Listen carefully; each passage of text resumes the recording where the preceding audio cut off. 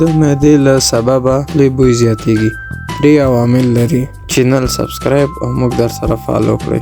لومړنی د معدې دوامداره ترخې اوبه خولې ته راتلل یا د جډ مرض. دا په دوامداره توګه که چیرې پاتې شي دا مرض او علاج یې ونه شي د خولې بوی زیاتوي. ترخې اوبه یې خولې ته راځي. د دې د کمولو دپاره باید د انرژي بابو څښونکو توکو مصرف باید کم کړي. د ترخو او تروو څخه باید پرهیز وکړي. دوهم که چیرې ستاسو غذایي توکي یا خوړونکي توکي مو په مرۍ کې پاتې کیږي او احساس کوئ چې په مرۍ کې مو خوړونکي توکي پاتې او معدې ته نه ښکته کیږي، نو دا هم د خولې د بوی سبب ګرځي. د 1-2 ورځو په دلیل باندې نه کیږي، بلکې که چیرې دوامداره شي نو دا زیاتیږي.